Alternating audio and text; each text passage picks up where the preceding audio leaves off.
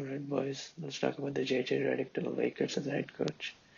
No one knows how this experiment will go. If anyone on the internet says they know, they're doing it for clicks. I bet JJ doesn't even know himself how this is gonna go. After all, this is his first time coaching any meaningful team and is directly put into the head coaching position. This is not the first time we are seeing this transition from zero experience in coaching to head coach, and probably not the last time. But still, there comes a lot of pressure coaching one of the most winningest teams in the NBA and also coaching a Lebron team.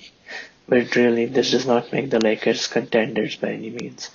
But before I talk about any flaws that the Lakers still have, I feel like this is very important to address. Coaching in the NBA is one of the weirdest and least predictable thing in sports. They usually become the scapegoats for any flaws which cannot be fixed through coaching when their respective team does not meet the fans' expectations. Just look at Monty Williams. 2 years ago, he was in the NBA Finals under the Suns. Then he was given the largest coaching contract in NBA history. Now people view him as the worst coach in the league. He also did just get fired. Does this mean Monty just forgot how to coach after making the finals? Obviously no. I challenge anyone in the comments to name a good head coach on a bad team. I'll wait. Okay, back to what the Lakers really need to do. Last season, they had a lot of injuries to begin the season with. Their main off-season guy was Gabe Vincent, and he missed a significant time. Vanderbilt, who was good defensively during the 2022-2023 postseason run, played only 29 games. Rui Hachimura dealt with a concussion and other injuries between November and January.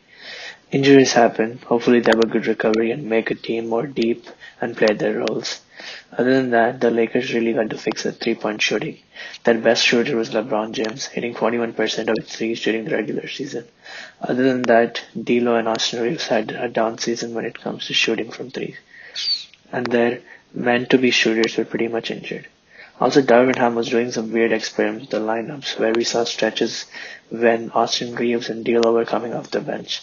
There was also this infamous saga of how many minutes is Taurean Prince gonna play. Don't get me wrong, Taurean Prince is a nice player, but not a 20-minute per game nice player. Even 30 sometimes. Crazy stuff. They eventually got to a point where they found an ideal starting five with Braun, AD, Rui, D'Lo, and Reeves.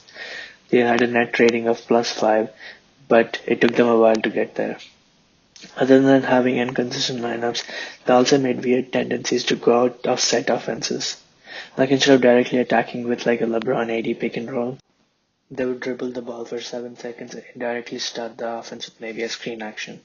Hopefully we see consistent lineups and defined plays for the Lakers to run through JJ Redick's coaching over whatever Darvin Ham was doing with his hands in his pocket. Okay, back to JJ. We've seen his knowledge when it comes to the game. He understands spacing, he understands how to set plays, so that's not an issue. But he needs to be mentally ready to coach a LeBron-led Lakers team. He's gonna get crucified every time the Lakers lose pretty much. Other than that, considering JJ's inexperience, getting an experienced assistant coach would be helpful. So far, the candidates are Rajon Rondo, Jared Dudley, Sam Cassell, and Scott Brooks. Rondo would be the same situation as JJ. No prior experience and directly going into an assistant coaching job, but we know he is smart.